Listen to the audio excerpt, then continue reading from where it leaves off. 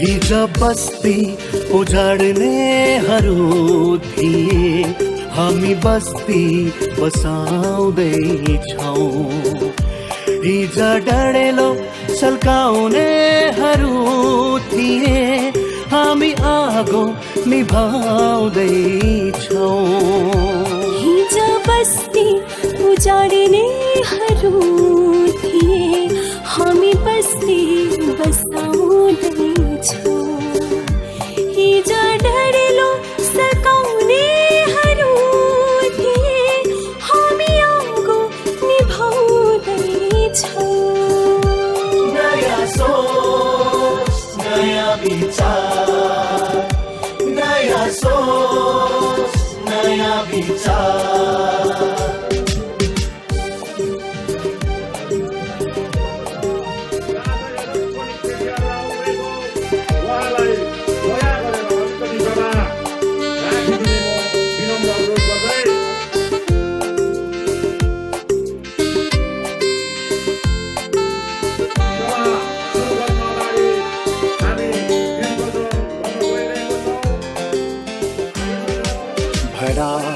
खनेर आँगन पुर्ने चलन यहाँ बनिसके थियो।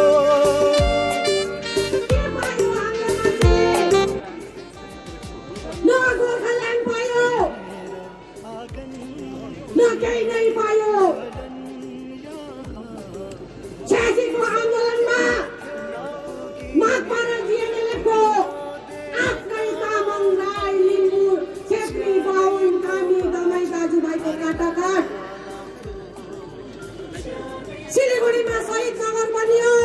86 को आन्दोलनले पहाडबाट विस्थापित भएर भागेर आउने माकपाका दाजुभाइहरूले सिलिगुडीमा आश्रय लिनु पर्यो।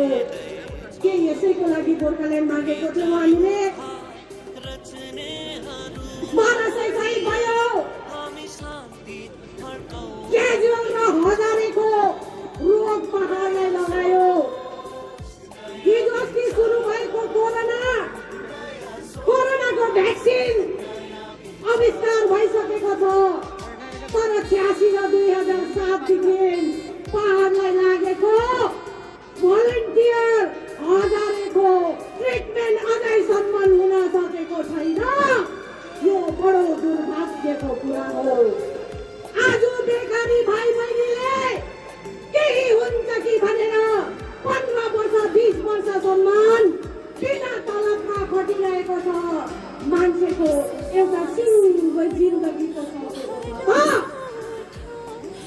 आज नयाँ सोच र नयाँ विचारले दार्जिलिङ पहाडलाई सम्हालेको केवल 3 वर्ष हुँदैछ। 18 मा त रिसले आक्रोशित गोर्खाल्यान्ड भन्ने जनतालाई थन्काउन लाग्यो 1 वर्ष। 2019 मा अलिकति काम गर्यो, केही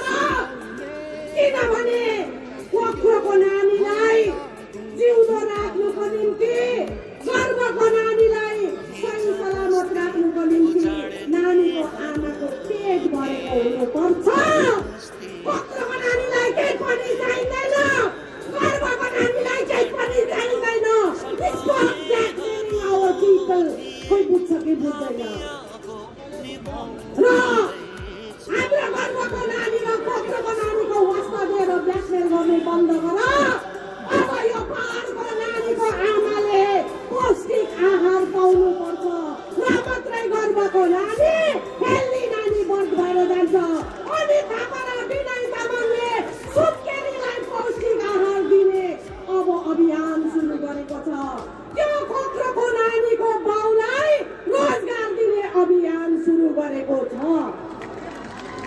बुढो भएको बाउ आमालाई पढेर बसेको छोराछोरीले घरमा निर्धुक्कसँग ल्याएर कमाएर ल्याएर दबाई पानी आहार जुटाउनु सकोस् भन्ने त्यो नयाँ अभियानमा अब लागेको छ तर जनताले विश्वास पनि त गर्नु पर्यो ढाँटेकै कुरा मात्रै पत्याउने यहाँ त एउटा ट्रेन्ड बसिसकेको छ अब त्यो ट्रेन्ड बन्द गरेर नयाँ ट्रेन्ड अब हामीले सुरु गर्नु परेको छ अब 17कै कुरा गर्दा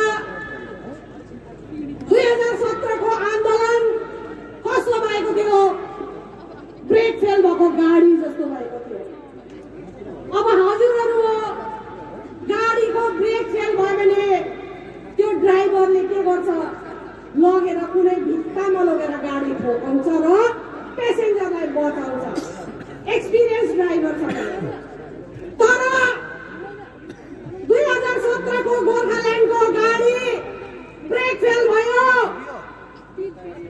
ड्राइभरले झम्मै हाम फाल्यो पेसेन्जर भाड्ने जाओ भिरबाट झरकी खोलामा पस ड्राइभरले हाम फाल्यो बिचरा खलासीहरूले जाने नजाने ड्राइभिङ सिट सम्हालेर लगेर त्यो गाडीलाई चट्टानमा लगेर ठोकायो अब खलासीलाई कुट्नु गाली गर्नु पहाडमा अहिले त्यो भएको छ जुन खलासीले ड्राइभर भाग्दा गाडीलाई समेत सुरक्षित राखेर गाडीको पेसेन्जरलाई बचाएको छ त्यो खलासीहरूलाई चाहिँ आज गाली गर्ने क्रम अब पहाडमा बन्द हुनुपर्छ यो जमातले बुझाउँदैछ बन्द भइसकेको छ खलासीले स्याबासी पाउने बेलामा गाली दिनु हुँदैन त्यो हाम्रो मूर्खता हो गाली गर्ने मान्छेलाई गाली गर्नु सक्नुपर्छ राम्रोलाई राम्रो नराम्रोलाई नराम्रो जनताले के पायो जनताले के पायो यो भिन्नता अब यो नयाँ सोच र नयाँ विचारमा हुनु हुँदैन र हुँदैन भन्ने पनि विश्वास हामीलाई छ हामी एकजना गोर्खा बुद्धिजीवीले आपत्ति गरेन अब्जेक्सन गरेन धिक्कार छ ती गोर्खे नेताहरूलाई धिक्कार छ ती बुद्धिजीवीहरूलाई आज हामीलाई नेपालबाट आएको भनेर खुलेआम संसदभित्र भन्दा पनि बोल्नु नसक्ने यही एउटा छिरिन्दाल हो सम्माननीय अनित थापा र विनय तामाङलाई पर्मिसन लिएर मैले सिलिगुडी जर्नलिस्ट क्लबमा गएर विरोध गरेँ हामी कहाँ छौँ हामी त डाइनासोर जस्तो हराउने बेला आइसकेको छ दाजुभाइ दिदीबहिनी हो जाग्नु पर्छ धरनीधर कोइरालाले जाग जाग अब जाग न जाग लाग उन्नति विषय अब लाग भनेर कोरेको कवितालाई अब हामीले मरण चिन्तन गर्नुपर्छ अब हामी जाग्नुपर्छ पोलिटिकली कन्सियस हुनुपर्छ गाली गर्नु र ताली मार्नुमा मात्रै होइन दिमाग पनि अलिकति चलाउनु पर्छ होइन भने भोलिको दिनमा नेसनल सिनारियोमा अनि विस्थापितको कुरा आउँदैछ विस्थापित भन्दैछ अब भोलिको दिन यस्तो आउँछ राष्ट्रिय परिवेशमा हेर्नु हो भने हामी पहाडबाट 80% मान्छे विस्थापित भएर जानेछौँ त्यो ल्यान्डस्लाइड त्यो भूकम्प त्यो पहिरोलाई रोक्ने आज काम गर्नुहुँदैछ विनय तामाङ र अनित थापाको निर्देशनमा अगुवाईमा आज काम भएर गइरहेको छ र म तपाईहरुको समय बेसी लिदिन म तपाईहरुलाई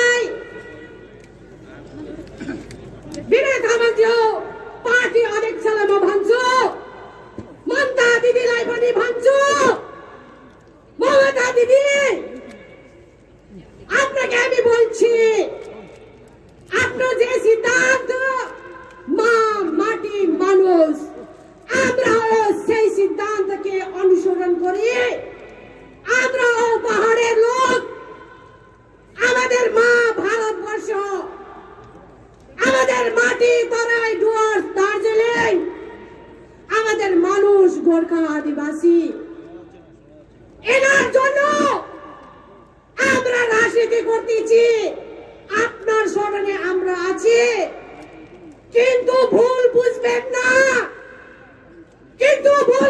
না, আমরা শান্তিও বুঝি, আমরা ক্রান্তিও বুঝি। আপনি ভুল বুঝবেন না, আমরা শান্তিও বুঝি, আমরা ক্রান্তিও বুঝি। চৌরাস্তায় আপনি যে কথা দিয়েছেন 23rd January 2019 চৌরাস্তার মধ্যে in the heart of Darjeeling আপনি দাঁড়িয়ে আপনি বলেছেন আমি গোর্খার ভাই বোনের সঙ্গে আমি দাঁড়াবো, পাশে দাঁড়াবো। It's the high time, now I request you to call open a dialogue to solve the problem of the Gorkhas in the hills as well as the Gorkhas living in the country. Modi सरकार को भी मैं आह्वान करती हूँ, यदि आप देश की अखंडता चाहते हैं, देश की सुरक्षा चाहते हैं, तो आपका जो स्ट्रगल है स्टेट गवर्नमेंट और सेंट्रल गवर्नमेंट का जो लड़ाई है, आपका कोल्ड वॉर है, उसको साइडलाइन कीजिए और गोरखाओं को हित के लिए, देश के हित के लिए जल्दी से जल्दी एक डायलॉग ओपन कीजिए, नहीं तो बाद में इलेक्शन क्या होगा। अभी हम इलेक्शन बहुत दूर है, हम लोगों ने देखा है वोट देते देते मर चुके हैं हमारे लोग, मिट्टी और जाति के लिए शहीद बन चुके हैं हमारे लोग। अब हमें कोई इलेक्शन का इंतजार नहीं, it makes no difference to us, election makes no difference to अस।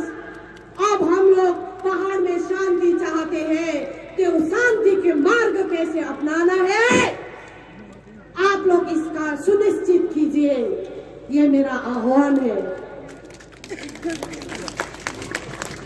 साडेको जुझाइमा बाछाको मिचाइ नहोस्, बुझेन होला। In the bullfight, no calves to be suffered. In the bullfight, no calves to be hurt. त्यही कारणले गर्दा आज यो मञ्चबाट म घोषणा गर्छु, सम्पूर्ण पहाडको जनता एक भएर बस्नुहोस्, विश्वास र भरोसा गर्नुहोस्। बिमारी छ भने पनि डाक्टरलाई ट्रिटमेन्ट गर्नु पो दिनुपर्छ त। लाइन लाग्यो पर्ची बनायो र डाक्टरले हेर्ने बित्तिकै यो डाक्टर त राम्रो बोल्दैन रहेछ, अर्को डाक्टरकोमा जाउँ, भएन नि हो। अब यो पहाडको बिमारी जुन चाहिँ छ, युगौँदेखि आएको बिमारी समस्याको scanning, blood test, heart test, pulse test सबै उहाँहरूले गरिसक्नु भएको छ। अब ट्रिटमेन्ट सुरु हुनु मात्रै बाँकी छ। ट्रिटमेन्ट गर्नुहोस्, each and every Gorkha will be equally treated in the hill. Thank you so much. जय गोर्खा, जय गोर्खा। पहाडको जुन नारीहरू छन्, झाँसीकी रानी चाहिँ हतियार नउठाए पनि नङ्ग्रा खोताउनु मायु छ र भविष्यमा आन्दोलन गर्यौं, आन्दोलनको मोड कतातिर लियो, नेता भागेर कतातिर गयो, तर जनतालाई कसले सही नेतृत्व दिएर अगाडि लगेको छ त्यो तपाईँ हामीले भुल्न हुँदैन। हिजो पहाड जलाउने प्रथा थियो, तर आज पहाडलाई जोगाउने प्रथा चलिरहेको छ।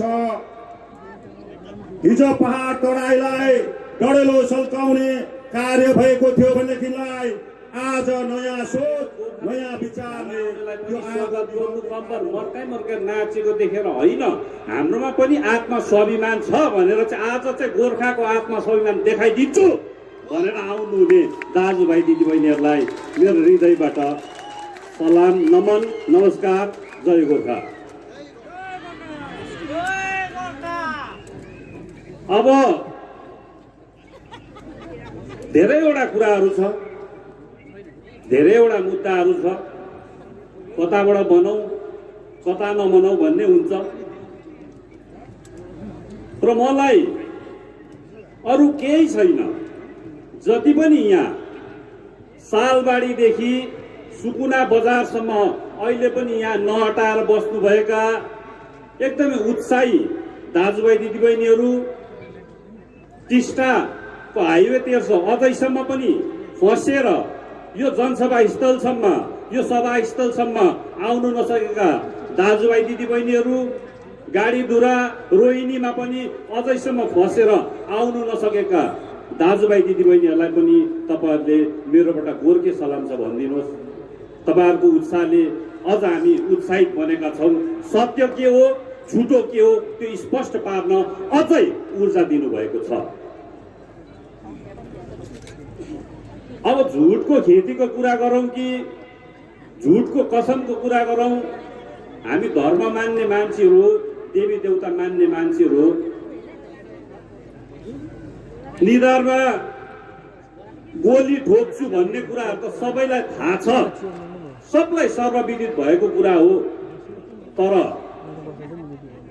थोरै व्यक्तिहरूलाई थाहा छ, किनभने धेरै जसोले बिर्सिसक्नु भएको कुरा हो। लेबुङको जनसभामा चण्डी, बाइबल, कुरान टाउकोमा राखेर जबसम्म गोर्खाल्यान्ड हुँदैन हामी कुनै पनि चौकी ताक्दैनौँ, गोर्खाल्यान्डको निम्ति आफ्नो प्राणसम्म उत्सर्ग गर्छौँ भनेर कसम खानु लाएर जिटिएमा फेरि आफ्नो गोर्खाल्यान्डलाई धन्काएर जिटिएको चौकी ताक्ने त्यस्ता काका श्रीमान विमल गुरुङज्यूलाई हामीले यहाँ मेन्सन नगरी सक्दैनौँ। के भनेर खुसी हुँदैछ हाम्रो साथीभाइहरू, म अचम्म लाग्छ, मलाई छक्कै लाग्छ, उदेक लाग्छ अनि विश्वास लाग्छ। किन नाचेको होला? आफ्नो व्यक्तिगत सुरक्षाको निम्ति बङ्गाल थरमा लुटुपुटु गरोस् कि जेसुकै गरोस् त्यो उहाँको निजी मामला हो। तर आज गोर्खे सम्मानको बलात्कार गरेको छ विमल गुरुङज्यूले, गोर्खे आत्मसम्मानको निलाम गर्नुभएको छ विमल गुरुङज्यूले, त्यसको विरोध गर्नुपर्छ। त्यसमा नाच्ने केही देख्दिन। यो अन्ध जमातलाई, यो अन्ध समर्थकलाई तपाईँ हामीले सचेत गर्ने बेला आएको छ। यदि विमल गुरुङज्यू पहाडमा नेतृत्वको रूपमा फेरि स्थापित हुन्छ भनेदेखिलाई हामी गोर्खाको कोखमा गोर्खा भएर जन्मिनु परेछ भनेर आफूले आफूलाई थुक्दा हुन्छ।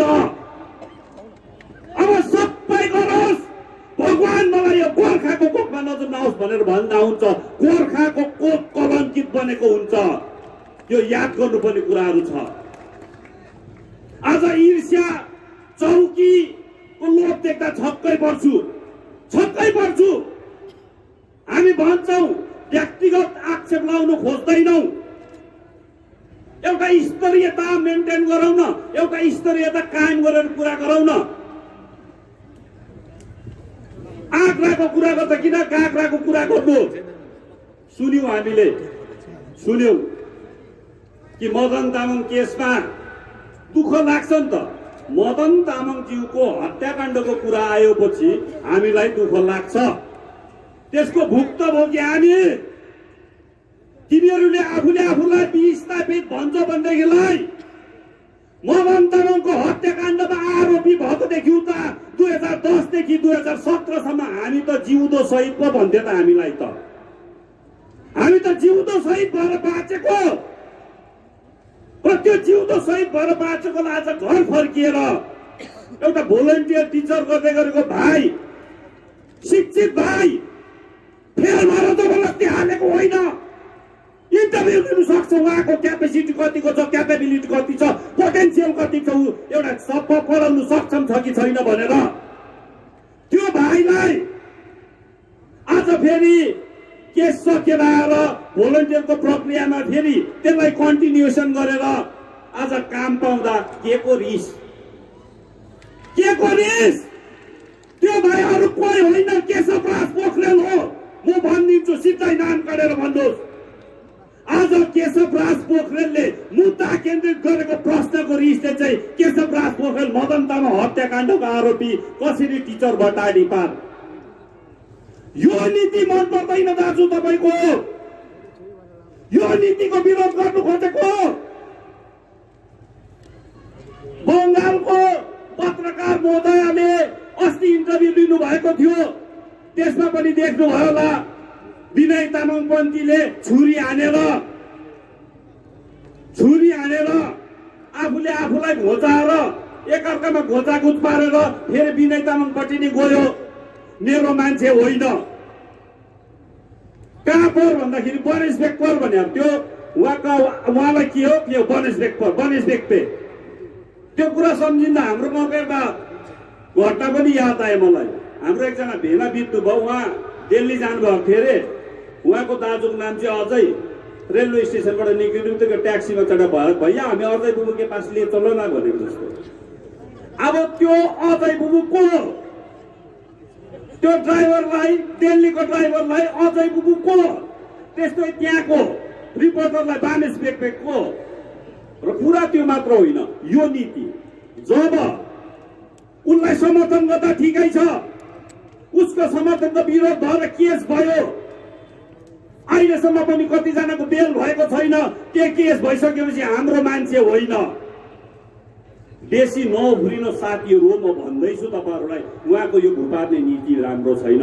भुपारे त भुपार्यो, त्यो भुप्रेकोबाट पनि आफ्नो क्षमताले बाँचेर आउँदाखेरि पनि ईर्ष्या गर्ने राम्रो होइन यो नीति। तपाईले उजारेको जीवन, तपाईले छरपष्ट पारेको जिन्दगीहरू फेरि ललाउन थाल्छ भनेदेखिलाई तपाईँ त हाँस्नु पो पर्छ त। यसरी रुनु भने त मिस वर्ल्ड कम्पिटिसनमा, मिस युनिभर्स कम्पिटिसनमा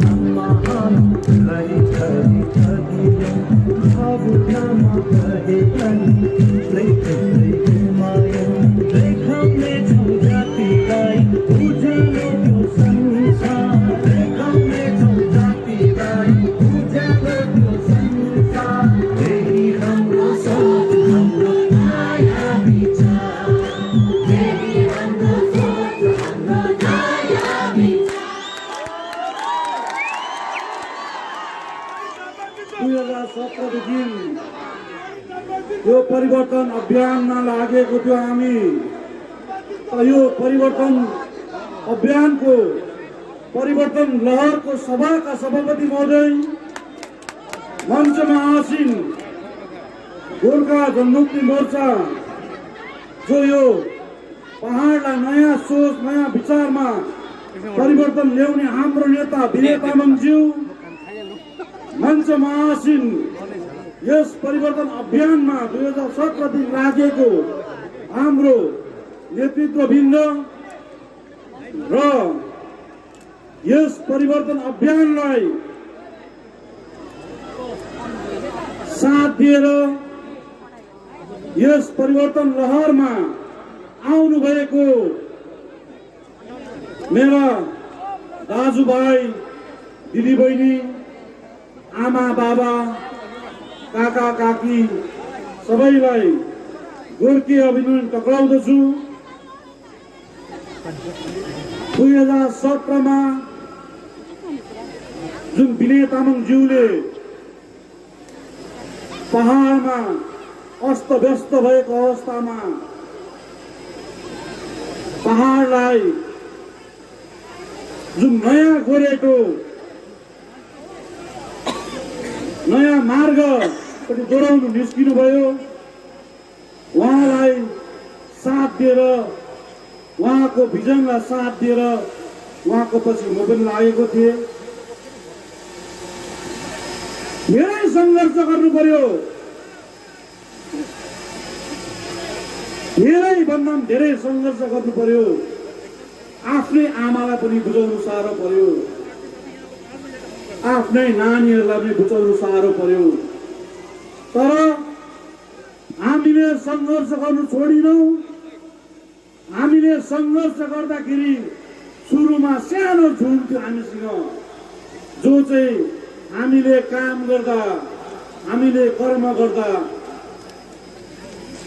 हाम्रो कामलाई सुरुदेखि नै बुझेको एउटा सानो झुमले हामीलाई समर्थन जनाएको थियो। त्यो झुम, त्यो दिदीबहिनी र हाम्रो सानो समूहको नेतृत्वबिन्दुले हाम्रो यो विनय तामाङको सोचलाई समर्थन गरेर अघि बढेको थियौँ। अवस्था धेरै गाह्रो थियो, तपाईँहरूलाई पनि याद छ। मैले भने त मैले आफ्नै आमालाई पनि सम्झाउनु साह्रो थियो। तर हामी पनि यो झन्डा 2007 मा जन्माएको, जन्माउँदाखेरि हामी 3 जना थियौँ, विमल गुरुङ, विनय तामाङ अनि अनित थापा। विमल गुरुङ र विनय तामाङ राजनीतिकमा परिपक्व थिए। म राजनीतिक भनेको 2017 मा बुझेँ। म राजनेता जस्तो भएर कहिले पनि बाँचिन र भोलि पनि बाँच्दिन। तर मलाई त्यस ताकमा पनि विनय तामाङज्यूले नै गाइड गर्नुहुन्थ्यो। उहाँकै निर्देशमा म चल्थेँ, उहाँकै आदेशमा म चल्थेँ। उहाँकै आदेशमा नै मैले 2017 मा जुन आन्दोलन भयो, त्यो आन्दोलन जनतालाई चाहिँ सडकमा छोडेर जनताको छोराछोरी शहीद बनाएर आफ्नो छोराछोरी लन्डनमा राखेर आफ्नो छोराछोरीलाई विदेशमा पठाएर आन्दोलन गर्ने प्रथाको विरोध गरेर निक्लेको मैले गोर्खाल्यान्डको कहिले पनि विरोध गरेन अनि विनय तामाङज्यूले पनि कहिले पनि विरोध गरेन। विनय तामाङज्यूले 29 अगस्त 2017 मा नमन्नाको मिटिङमा पनि गोर्खाल्यान्डको डायलग ओपन हुनुपर्छ भनेर त्यहाँ मिटिङभित्र बनेको। हिजो अस्ति आउने हाम्रो विमलज्यूले रिपोर्टरहरूलाई गोर्खाल्यान्ड मागे भनेर भन्नु कलकत्ताको बिचमा बसेर रिपोर्टरहरूले गोर्खाल्यान्ड दिन्छ? रिपोर्टरहरूले गोर्खाल्यान्ड दिन्छ? गोर्खाल्यान्डमा माग्यो रिपोर्टर दाजुभाइहरूलाई गाली पनि गर्यो। यही सोच, यही विचारको विरोध गरेर निक्लेको हामीलाई हाम्रो पहाड राम्रो पहाड बनाउनु छ। मैले त सोचेको थिएँ 3 वर्षमा काहीँ न काहीँ केही न केही परिवर्तन भयो भनेर। परिवर्तन मैले केही पनि देखिनँ। परिवर्तन मैले कहीँ देखिनँ। आएर मञ्चबाट विनय तामाङज्यू र मलाई गाली गरेको मात्रै पाएँ। गाली गर्दा तिमीले बिगारेको कुरा सप्रिन्छ, गाली गर्दा तिमीले शहीद बनाएको जीवित हुन्छ। अब पहाडलाई भक्षक होइन रक्षकको जरुरी छ। म पहाडमा एउटा रक्षक भएर उदाहरणको रूपमा आउनेछु तपाईँहरूको माझ। पहाडमा एउटा नयाँ समीकरण कोरिसकेको छ विनय तामाङज्यूको नेतृत्वमा। मलाई लिडर होइन, अब चौकीदार भएर तपाईँहरूको रक्षा गर्नु छ। धेरै लिडर देखे हामीले, धेरै लिडर देखे, भेट्नुसम्म गाह्रो पर्ने। तपाईँहरूको इलेक्सनको अगाडि तपाईँहरूको दैलोमा भोट माग्नु आउँथ्यो, तर भोट मागिसकेपछि तपाईँहरूलाई भेट्नुसम्म गाह्रो पर्छ। र मलाई अब लिडर हुनु छैन, मलाई तपाईँहरूको चौकीदार भएर तपाईँहरूको सेवा गर्नु छ। मलाई भक्षक होइन, अब तपाईँहरूको रक्षक बन्नु छ। मलाई पहाडमा एउटा नयाँ इतिहास गर्नु छ, पहाडमा नयाँ समीकरण गर्नु छ। पहाडवासीले धेरै दुःख पायो। यो हुङ्कार गर्ने लिडरहरूले, जहिले पनि घमण्डको बोका बोकेर हिँड्ने लिडरहरूले, आफ्नै पहाडलाई धम्किने लिडरहरूले पहाडलाई सत्यनाश बनायो। मैले अस्ति नै भनिसके, अब तपाईँहरूले पहाडमा कालो बादल लाग्नु दिनुहुन्छ कि दिनुहुँदैन? पहाडमा तपाईँहरूले कालो बादल लाग्नु दिनुहुन्छ कि दिनुहुँदैन? यसैले हामी जो आउँछ जो जान्छ कसैलाई केही भन्नु छैन। हामीले नयाँ सोच र नयाँ विचारको गोरेटो खनिसकेको छौँ। यो गोरेटोमा हामीलाई अगाडि बढाउनु छ। 2007 को आन्दोलनमा मैले भने, मैले 2017 राजनीति बुझेको। 2007 को आन्दोलनमा गोर्खाल्यान्ड भनेर धेरै लडे हामी। म पनि तपाईँ जस्तो ग्राउन्डमा बसेर लडेको थिएँ। आज योगले मलाई अगाडि बोल्ने बनायो। म बोल्दाखेरि पनि खुट्टा काम्थ्यो, पानी खानु पर्थ्यो, बोल्नु नसक्ने अवस्थामा परिस्थितिले। मैले प्रसङ्गको जनसँग भने, अब म भए गरेर देखाइदिन्छु। अब म एक भए, दुई भए, अब म गरेर पनि देखाइदिन्छु। हेर्नुहोस्, मैले विनय तामाङको नेतृत्वमा धेरै सङ्घर्ष गरेँ। 2017 धेरै गाली खाए आफ्नै मान्छेको, तर मैले तपाईँलाई बुझाउनु कहिले पनि छोडिनँ। त्यो विस्थापितको कुरा आउँछ, मैले अस्ति खरसाङमा पनि भने, आन्दोलनकारीले सङ्घर्ष गर्छ, आन्दोलनकारी जेल जान्छ, पहिरो पीडितहरू विस्थापित हुन्छ, घरमा आगो लागेकोहरू विस्थापित हुन्छ। जब जेल जानु नै डराउँछ भने आन्दोलन किन गर्छौ? सङ्घर्ष गर्नु डराउँछौ भने आन्दोलन किन गर्छौ? आन्दोलन गर्छौ भने सङ्घर्ष गर्नु सिक। हाम्रो जनतालाई मिसगाइड नगर। विस्थापितको माने हेर्दैन तिमीलाई विस्थापित भनेर सेन्टिमेन्टको कार्ड फ्याँक्छौ अहिले। र पनि हाम्रो, मैले अस्ति नै भनिसके, विस्थापित दाजुभाइहरूले पनि अहिलेसम्म राम्रोसँगले बुझेको छैन।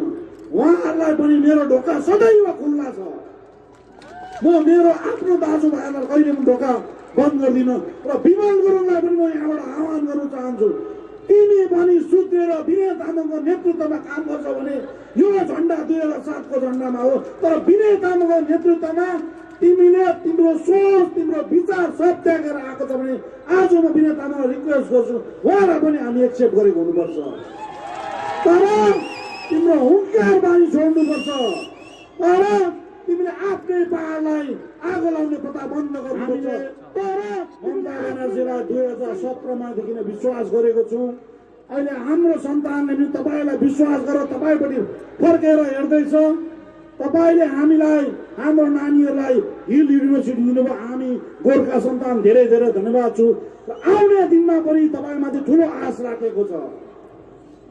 त तपाईँले गोर्खाको आइडेन्टिटी क्राइसिसको कुरा मन्टिभिट ग्राउन्डमा तपाईँले भन्नुभएको छ, त्यसलाई हाम्रो गोर्खा सन्तानले फर्केर बसेको छ। विमल गुरुङज्यूले भन्नुहुँदै थियो 2021मा सघाउँछु, 2024मा म हेर्छु भन्दै। हामी तपाईँहरूलाई वाचा दिन्छु, तपाईँले हाम्रो गोर्खाको आइडेन्टिटी सल्भ गरिदिनुहोस्, हाम्रो गोर्खाको बेरोजगार सबै हामी सबैभरि तपाईँको ऋणी हुनेछौँ। हामी एउटा लाइनमा हिँडेपछि घरि यता घरि उता गर्ने होइन। हामी पनि एउटा मरदको बच्चा हो, एक जवान दिएपछि एक जवान दिन्छौँ। र तपाईँलाई रिक्वेस्ट गर्छु यो मञ्चबाट, तपाईँलाई हाम्रो गोर्खाले धेरै आश गरेको छ। भाजपाले 15 वर्ष धोका दियो हो कि होइन भन्नु त? भाजपामाथि गोर्खाको विश्वास उडेको छ। र अब त्यो विश्वास तपाईँमाथि पलाइसकेको छ। अब तपाईँले गोर्खाको भविष्यको तय गर्नु छ। तपाईँमाथि हाम्रो गोर्खा दाजुभाइले विश्वास गरेको छ। हाम्रो बेरोजगार भाइहरू छ, मलाई रोजगार दिनु छ। तपाईँमाथि ठुलो आशा र भरोसा लागेर तपाईँमाथि हामी समर्पितको भावनाले हामी आएको छौँ। तपाईँले दार्जिलिङ पहाडलाई जहिले पनि खुसी राख्नु त जहिले पनि भन्नुहुन्छ, तर हाम्रो दाजुभाइहरू बेकारी छ, हाम्रो दिदीबहिनीहरू बेकारी छ, यहाँ बेरोजगार छ, जमिन बन्जार छ, खेती गर्नु छ। र तपाईँमाथि हाम्रो गोर्खा सन्तानको धेरै ठुलो आश छ र तपाईँको आशीर्वाद हाम्रो गोर्खाहरूलाई जरुरी छ। र हामीलाई गोर्खाहरूलाई 15 वर्ष भाजपाले हामीले आँखा चिम गरेर ब्लाइन्डली सपोर्ट गर्दाखेरि हामी गोर्खाहरूमाथि धोका भएको छ। यो गोर्खाहरूले कहिले भुलेको छैन। यो सोच विनय तामाङज्यूले 2017 मा बुझेको, विमल गुरुङले अहिले बुझ्यो, फेरि भुलिनु सक्छ उसले। 2007 मा बुझेको 2013 मा भुल्यो, फिर 2013 मा सरकारसँग मिल्यो, फिर 2017 मा भुल्यो।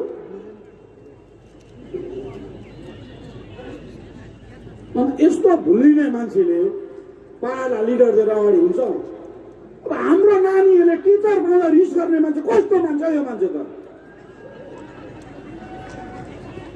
अब टिचर पाइरहेको छ हाम्रो नानीहरूले, टिचर पाउँदा पनि उसलाई रिस।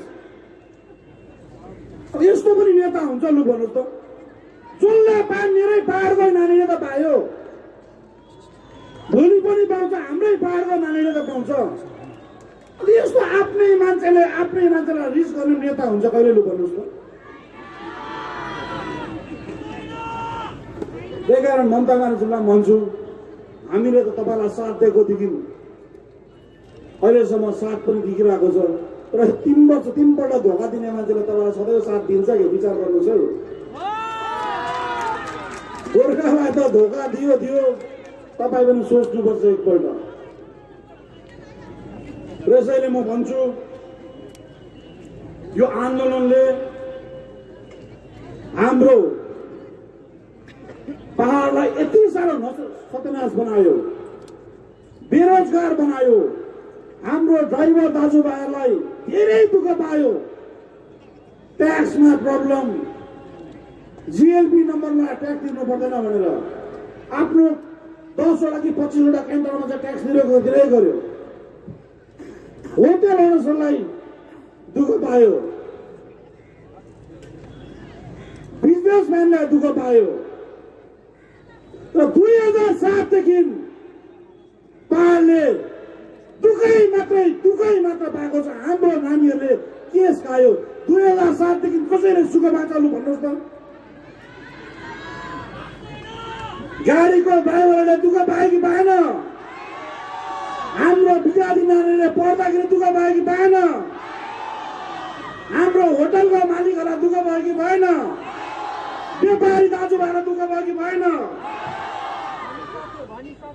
105 दिनको स्ट्राइकले हाम्रो कमानको रोजगारमा हाम्रो दिनरात पत्ती टिप्ने दिदीबहिनी दाजुभाइहरूले दुःख पायो कि भएन? अब यो रोजगार फर्काएर ल्याउँछौ तिमीले? यही चिजको विरोध गरेर हामीले नयाँ बाटो, नयाँ गोरेटो कोरिसकेको छौँ। हामी नयाँ अभियानमा लागिसकेको छौँ। मैले भन्दैछु, गोर्खाल्यान्ड भन्ने कुरो हाम्रो आमा हो। अब गोर्खाल्यान्डको निम्ति पहाडमा यो जलाउने, बन्द गर्ने राजनीति गर्नु दिनु हुँदैन। हामीले यो चिजलाई हामीले विरोध गरेर निक्लिनुपर्छ। गोर्खाल्यान्डको निम्ति भनेर घर घरमा भोट मागेर गोर्खाल्यान्डलाई निलामी गर्नु दिनु हुँदैन। हामीले यो चिजको विरोध गरेर निक्लेको हामी। र नयाँ सोच, नयाँ विचारले पहाडलाई ढाकिसकेछ भन्ने आज मैले प्रमाण पाएँ। र तपाईँहरूले जुन यो भिड देखाएर हामीले गरेको काममाथि आज रिजल्ट दिनुभयो। अझै काम गर्ने ऊर्जा आएको छ, अझै काम गर्ने जोस आएको छ। र पहाडलाई सबैभन्दा मैले देखेको मुद्दा नै बेरोजगारको मुद्दा हो। हाम्रो युवा भाइहरूलाई रोजगार दिनु छ, हाम्रो युवती बहिनीहरूलाई रोजगार दिनु छ, हाम्रो बन्जार जमिनलाई उगाउनु छ। यसैले म तपाईहरुलाई यो मञ्चबाट रिक्वेस्ट गर्छु, अब आउने दिनमा तपाईहरुले हाम्रो विनय तामाङज्यूको नेतृत्वलाई झुकाउनु हुँदैन भन्ने म पुरा तपाईहरुमाथि यो भिडले भरोसा लिएर जाँदैछु। म तपाईहरुको आशीर्वाद, तपाईहरुको ब्लेसिङ अझै धेर चाहिएको छ हामीलाई। हाम्रो पहाडको जति पनि बुद्धिजीवीलाई म रिक्वेस्ट गर्छु, आउनुहोस्। हामी बुद्धिजीवीलाई कराउने लिडर होइन, तपाईहरुको एउटा एडभाइस लिएर यो पहाडको गोरेटोलाई एउटा दिशा निर्देश गर्न चाहन्छु। यो पहाडमा हामीले खन्दै गरेकोलाई लक्ष्यमा पुर्याउन चाहन्छौँ। यो पहाड खन्दै गरेको गोरेटोलाई हाम्रो नानीहरूको भविष्य बनाउन चाहन्छौँ। तर तपाईहरुको एडभाइस, तपाईहरुको बुद्धिको खाँचो छ। हामी बुद्धिजीवीलाई गाली गर्दैनौँ, अस्ति बुद्धिजीवीलाई पनि गाली गर्दैछौँ। प्रेसमा हेरेको रिपोर्टरमा बुद्धिजीवीले किन छोड्यो भनेको त इलेक्सनको खुसी ताक्छ भनेर भन्दै थियो। हाम्रो यस्तो लन्डेड व्यक्तिहरूलाई अन्त इलेक्सनमा लालकोटीमा बुद्धि भएको मान्छे जानुपर्छ भन्नु त म भन्दा पनि पढेको जानुपर्छ भन्छु त म। हाम्रो पारलाई पार लाउनु भयो भने हामी भन्दा पनि धेरै पढेको व्यक्तिहरू त लालकोटीमा बसेको हुनुपर्छ। हामी भन्दा पनि धेरै पढेको मान्छे एमएलए भएको हुनुपर्छ। हामी भन्दा पनि धेरै पढेको एमपी भएको हुनुपर्छ। हिजोको दिनमा थियो तर रिमोट चाहिँ तलबाट चल्थ्यो। बुद्धिजीवीको मान्छेलाई उहाँहरूको बुद्धि चलाउन दिनुपर्छ। हिजो पहाडमा बुद्धिजीवीको बुद्धि बन्द गरिदियो भने हामी उहाँलाई रिक्वेस्ट गर्छौँ, तपाईहरु आउनुहोस्। हामीलाई तपाईहरुको सजेसनको खाँचो छ, तपाईहरुको एडभाइसको खाँचो छ। हामीलाई हाम्रो पहाड राम्रो बनाउनु छ। र अन्तमा तपाईहरुलाई रिक्वेस्ट गर्छु, म आजसम्म जति पनि हामीले पहाडवासीमा दुःख कष्ट भोग्नु पर्यो, यो दुःख कष्टको हरण गर्नु छ हामीलाई। तर तपाईहरुको जीव मात्रै होइन, तपाईहरुको मन पनि चाहिएको छ मलाई। तपाईहरु एकपल्ट मनबाटै विनय तामाङ र अनित थापालाई हेर्नुहोस्, साथ दिएर पहाडको हामी नक्सा चेन्ज गरिदिन्छौँ। तर समय लाग्छ। जसरी अहिले पनि म दिन रात नसुती एक गरेर तपाईहरुको सेवामा लागेको छु, भोलि पनि तपाईहरुको दिन रातको सेवामा लाग्छु भन्ने बाचा दिँदै मेरो सानो समाचार यही सुरु गर्छु। धन्यवाद। जय गोर्खा, जय गोर्खा।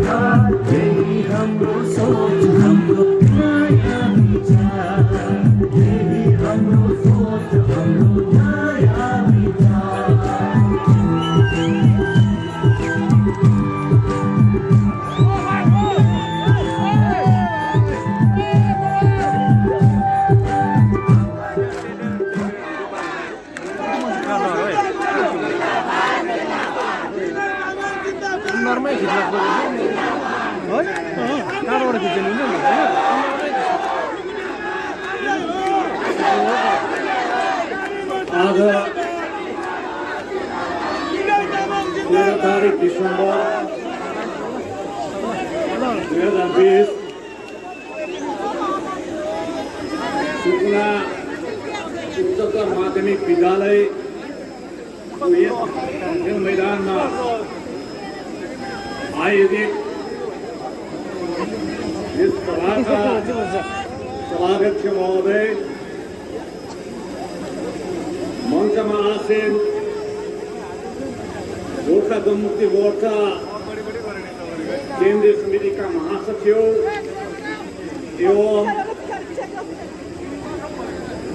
वुडल्यान्ड क्षेत्रीय प्रशासनका सम्माननीय अध्यक्ष भाइ अनित थापा, मञ्चमा आसीन गोर्खा जनमुक्ति मोर्चा, गोर्खा जनमुक्ति नारी मोर्चा, Gorkha Janmukti Yuva Morcha, Darjeeling Terai Dooars plantation labour union, साथसाथै जिनेवाडा महकुमा समिति, जिल्ला समिति,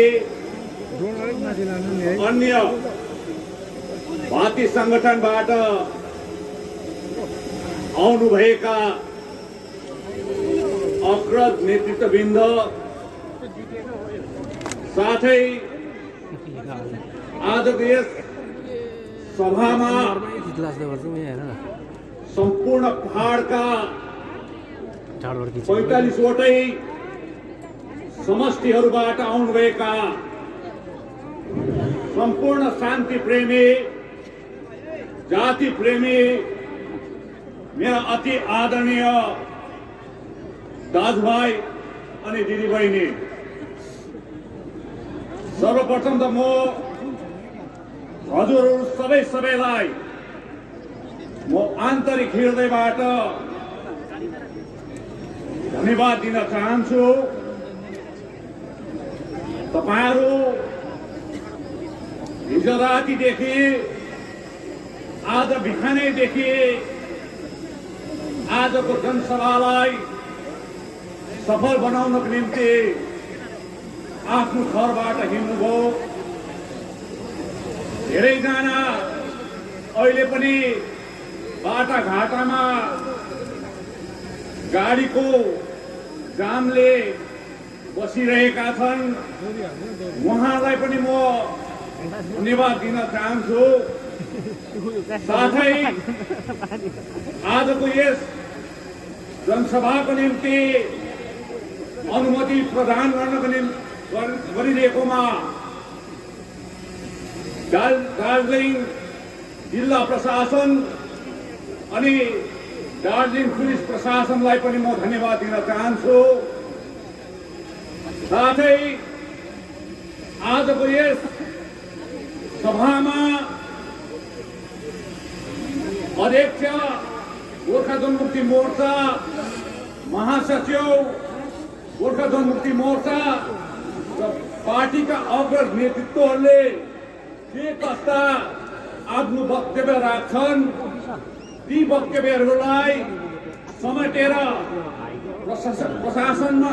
प्रसारणमा ल्याउनको निम्ति आउनुभएका सम्पूर्ण उत्तर बङ्गालका पहाडका मिडियाका साथीहरू, भाइहरू अनि दाजुहरू,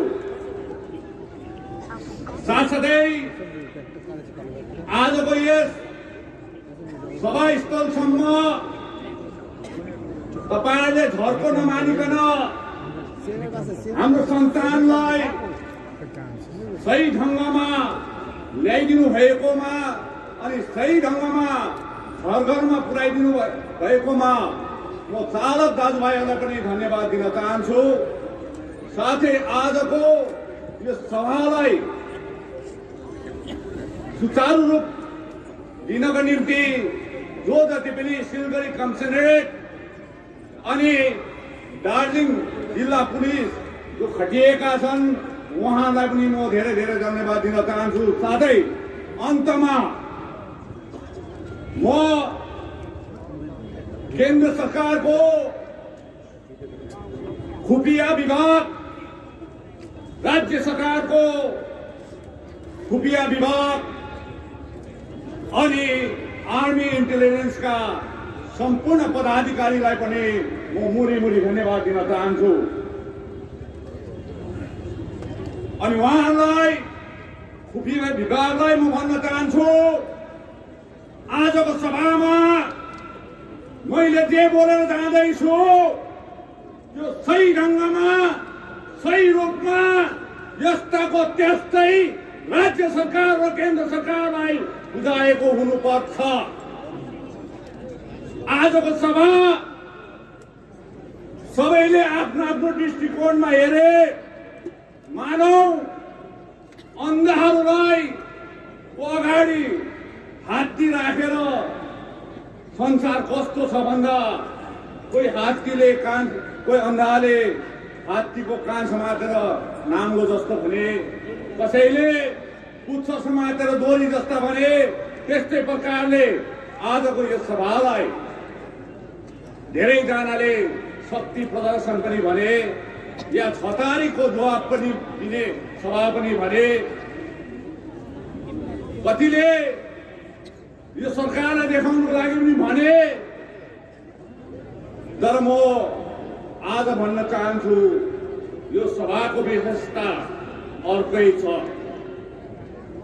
21 तारिक जनवरी 2018 को दिन 2017 को 6 महिना पश्चात मैले यही मञ्चबाट बोलेको थिएँ।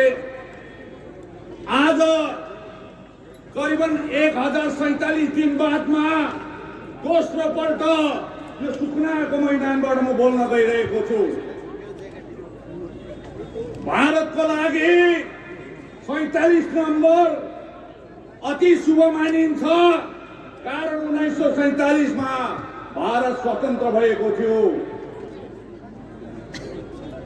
स्वाधीनता पाएको थियो। आज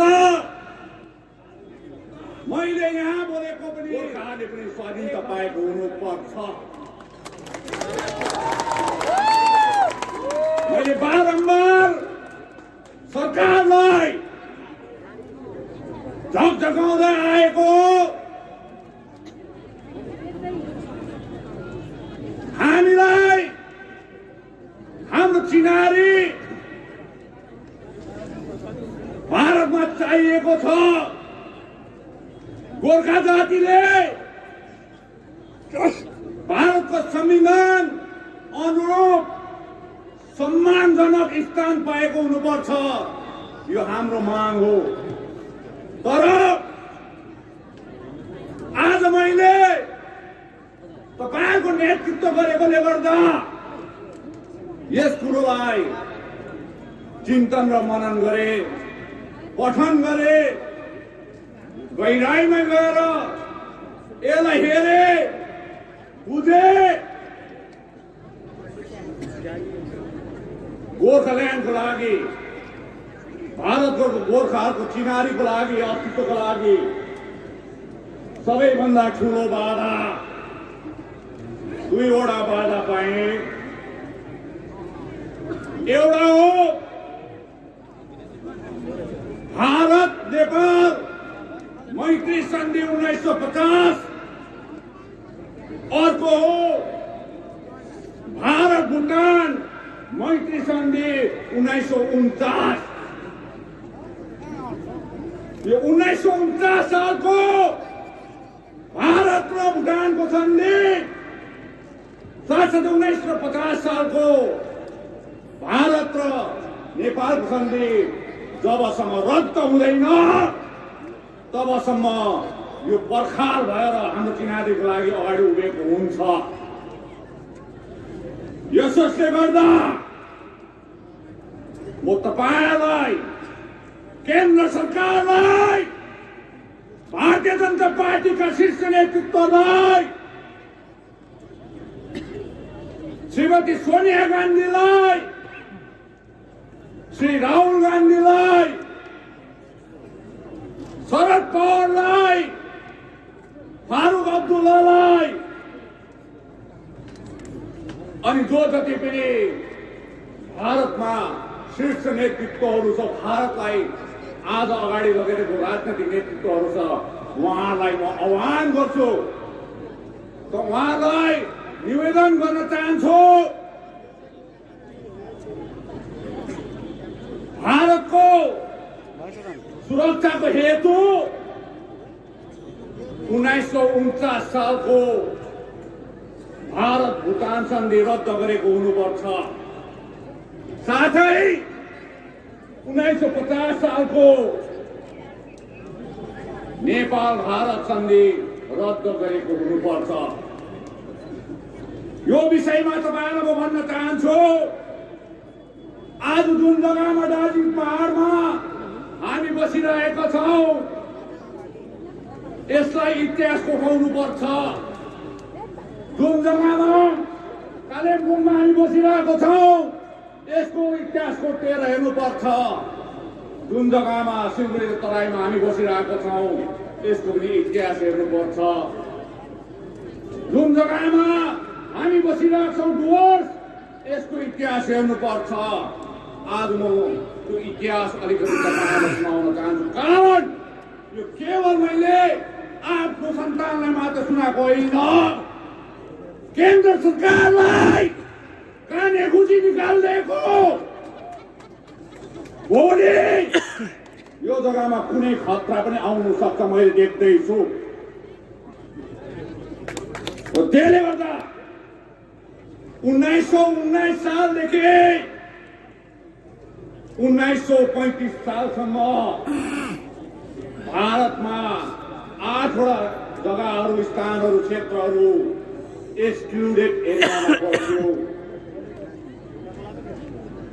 तत्पश्चात त्यो एक्सक्लुडेड एरियालाई 8वटालाई 1935 देखि भारत स्वतन्त्र भएको साल 1947 सालसम्म पार्शियली एक्सक्लुडेड एरियामा हालिदियो।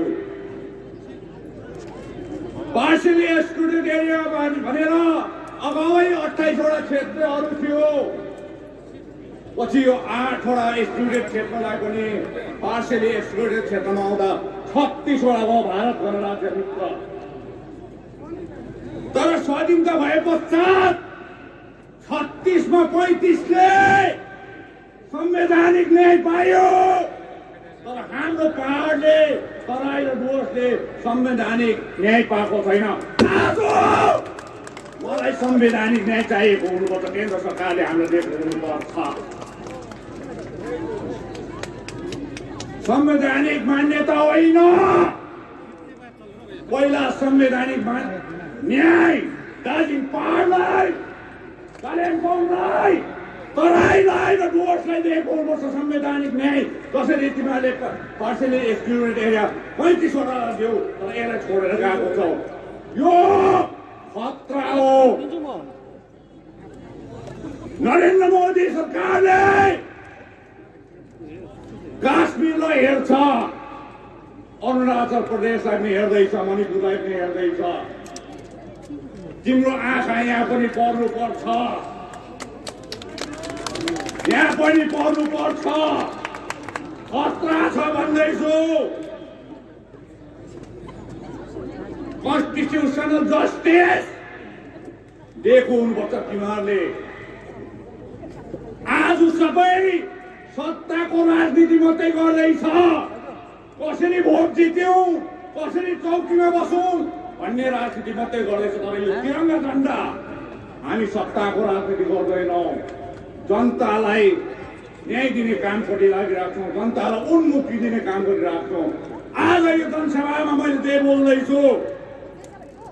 यो ऐतिहासिक तथ्य र वास्तविकता पनि हो। यो तपाईँले बुझ्नुपर्छ। हामीले जबसम्म यो पहाड, तराई र डुवर्सले संवैधानिक न्याय पाउँदैन, तपाईँ र हामी दोस्रो दर्जाको नागरिक रहौँ। र त्यसले गर्दा तपाईँले यो बुझ्नु आवश्यक छ। अर्को कुरो तपाईँलाई म भन्न चाहन्छु, हेर्नुहोस् बडो अचम्मको छ। हामीलाई जे गर्दा पनि हुन्छ। यो बिचको छ नि, हामी दार्जिलिङ, कालिम्पोङ, तराई, डुवर्स, हामी यति साह्रो निमुखा जनता, जे गर्दा पनि हुन्छ। भारत सरकारले सोचिदिएन, मानि नै रहेको छौँ हामीले। नरेन्द्र मोदीले बुझ्नुपर्छ यो ट्रिटी अब्लिगेटेड एरिया हो। दुईवटा सन्धिले घेरेर बचाएर राखेको जग्गा हो, तिम्रो जग्गा होइन। अहिलेसम्म भएको छैन, तिम्रो जग्गा अहिलेसम्म भएको छैन, भारतको भएको छैन। यहाँको मान्छेले जुनै देशको झन्डा लाउँदा पनि हुन्छ यो यदि हामी हो सच्चा भारतीय नागरिक हौ। तर आज हामीले भन्दा भन्दै पनि हामी भारतको नागरिक हुन्छौँ, भारतकोबाट संवैधानिक न्याय दिनुपर्छ भनेर हामी माग गर्दा गर्दै पनि यदि तिमीले दिनु चाहँदैनौ, भारत सरकारले दिनु चाहँदैन, यहाँको ठुल्ठुला नेताहरूले दिनु चाहँदैन भने भोलि गएर यहाँ केही बिग्रेको खण्डमा हामीलाई दोष दिनु, दोष तिमीहरूको हुन्छ। एक समय भारत स्वतन्त्र हुँदाखेरि दार्जिलिङको प्लान्टेस क्लबमा पाकिस्तानको झन्डा 48 घण्टासम्म लागेको कथा पनि छ। यो बुझ्नुपर्छ किनभने यो ट्रिटी अब्लिगेटेड एरिया हो। र मैले यो भन्न चाहेको आज तपाईँलाई यो भन्न चाहन्छु,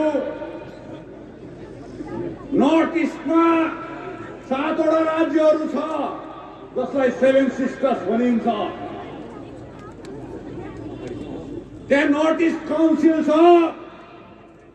अनि अलग्गै नर्थ इस्ट काउन्सिलले त्यो 7 वटा राज्यलाई लिएर काम गरिरहेको छ।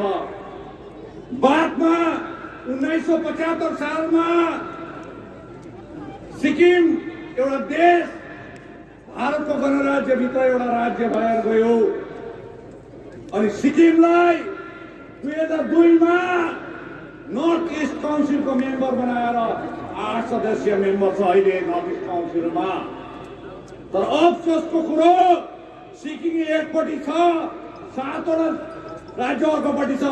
यो बिचको भूभाग दार्जिलिङ, कालिम्पोङ र डुवर्सको तराईको भूभाग यो चाहिँ काटेर छैन।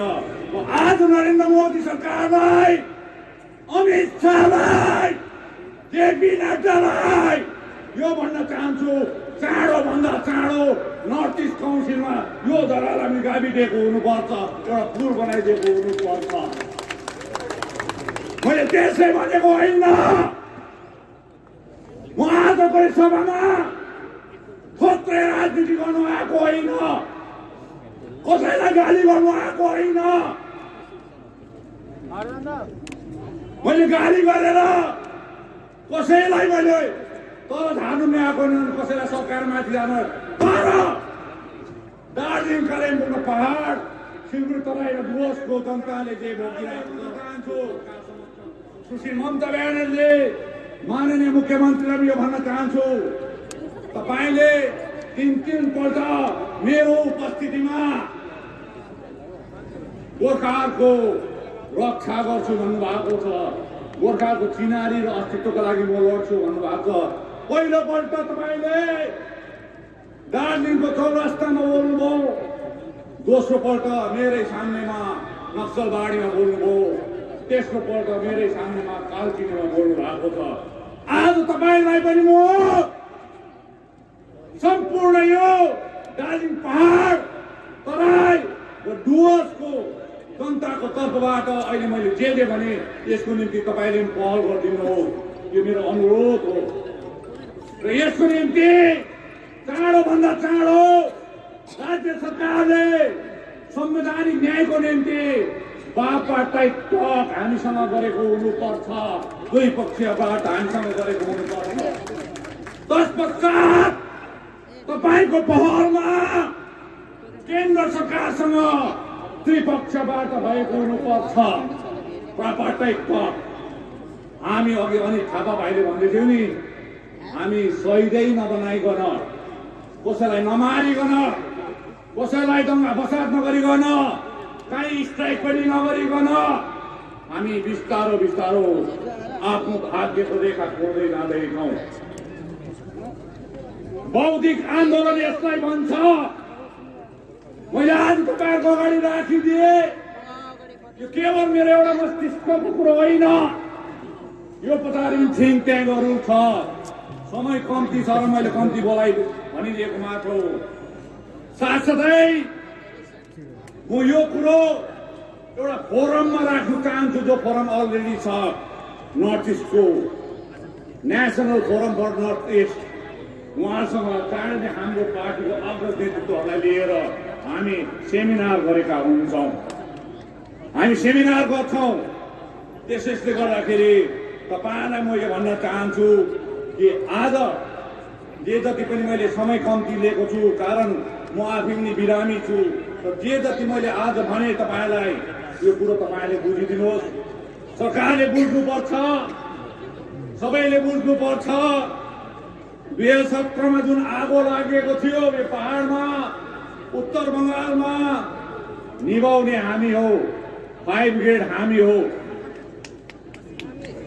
जुन मान्छेले आगो निभाउँछ त्यो मान्छेले आगो जलाउनु पनि जान्दैछ नि फेरि, त्यो पनि बुझ्नुपर्छ, त्यो पनि बुझ्नुपर्छ।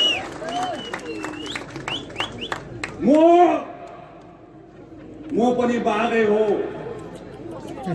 तर बिहान सुतेको बाघ भनेर नजलाउनु। दिउँसो उठ्यो भने मासु नै खान्छु म पनि फेरि।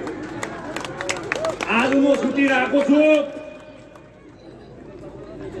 यो सुत्यो भन्दैमा चलाउनु हुँदैन। यो त चिडियाखानाको बाघ पो रहेछ भनेर जालीबाट हात हल्लाउनु हुँदैन। जाली खिया लागेको छ भने फेरि बाघ उम्केला। दुईटै सरकारले बुझ्नुपर्छ यो कुरो। मैले तपाईँहरूलाई धम्की दिएको होइन, म कसैलाई भनेको होइन। मेरो सरकार छ भने राज्य सरकार र केन्द्र सरकारसँग त मैले उनीहरूलाई भनेको। आजदेखि उता संवैधानिक न्याय, कन्स्टिट्युसनल जस्टिसमाथि, यो क्षेत्रमाथि नरेन्द्र मोदीले सोचेको हुनुपर्छ। खप्रेलमा आएर बोलेको जस्तो होइन, वीरपाडामा आएर बोलेको जस्तो होइन, बागलुङमा आएको जस्तो होइन। बोलेर मात्रै उनीहरू काम गरेर देखाएको हुनुपर्छ। हामीलाई काम गरेर देखाउनुपर्छ। नत्र भने 2021 को मई महिनामा भोट माग्नु नआउनु यहाँनिर। योपालिको भोट केही पनि हुन सक्छ। 6 महिना छ हाम्रो हातमा, हामी कुनै पनि डिसिजन लिन सक्छौँ। त्यो सबै राजनीतिक पार्टीलाई आज नै भनिदिएको हो। मैले अघि नै भने हामी सत्ताको भोगी होइनौ। हामीलाई यहाँको जनताको उद्धार चाहिएको छ, उन्मुक्ति चाहिएको छ। 6 महिना छ टाइम। 6 महिना अगाडि यो जग्गाले, यो क्षेत्रले न्याय पाएको हुनुपर्छ। अन्यथा यो पालिको चुनाव केही पनि हुन सक्छ, केही पनि हुन सक्छ। हामी यो क्षेत्रको जनताले केही पनि डिसिजन लिन सक्छौँ।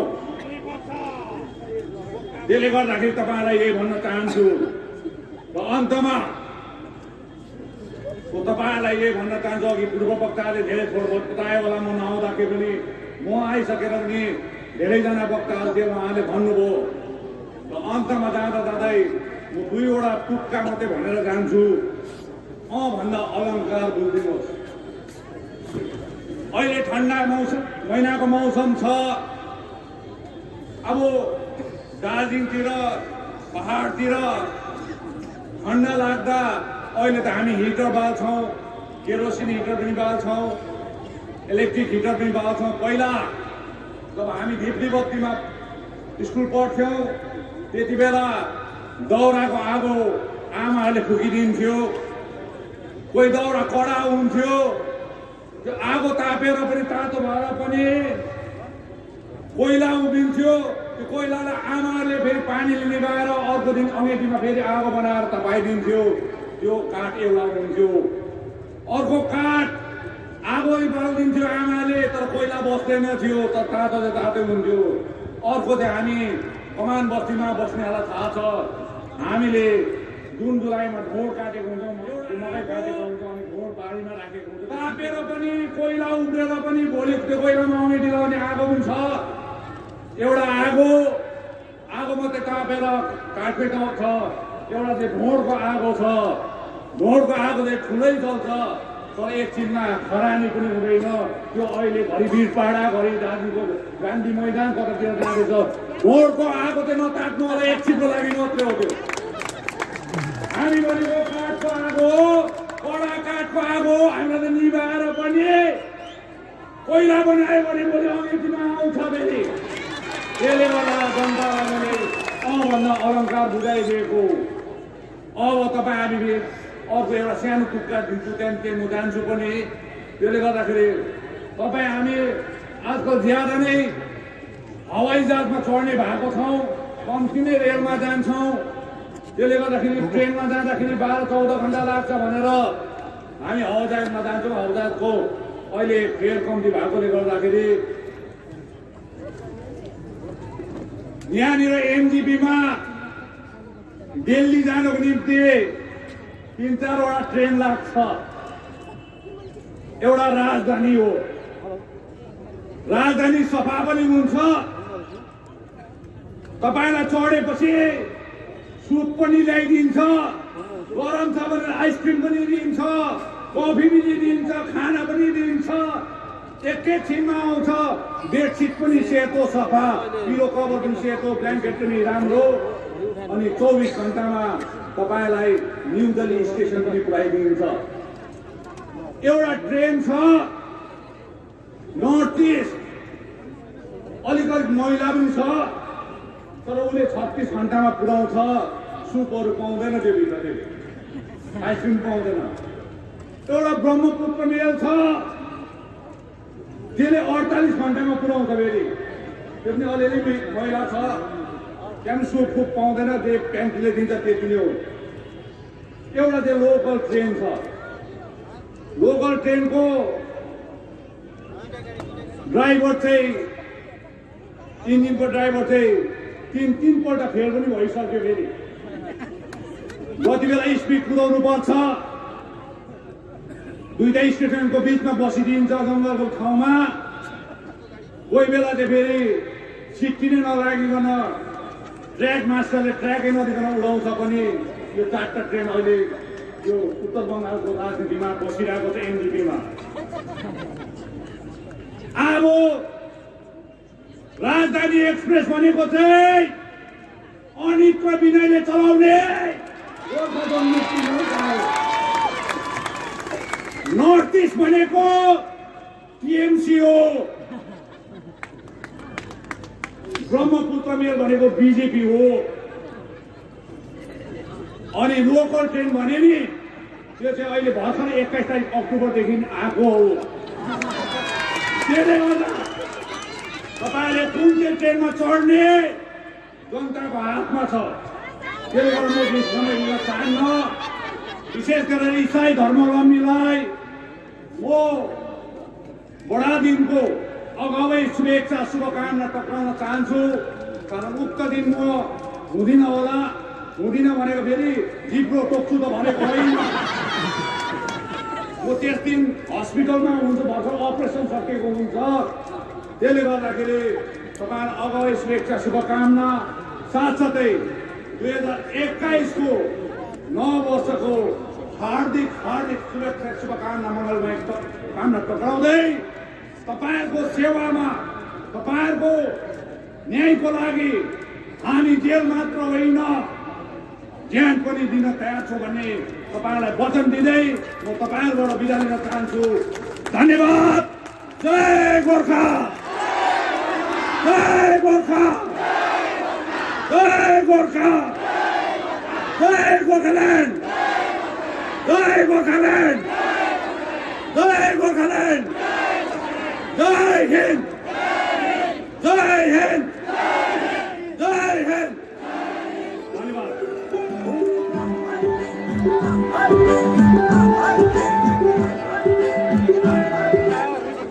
अब हजुरको यतिको समयमा सोच नयाँ विचारलाई हातेमालो गरेर यो सुकुनाको खेल मैदानमा उपस्थित रहनुभने सम्पूर्ण महानुभावलाई धन्यवाद दिँदै अब तपाईँहरूको समक्षमा हाम्रो आजका अध्यक्ष श्रीमान रतन थापाज्यूबाट 2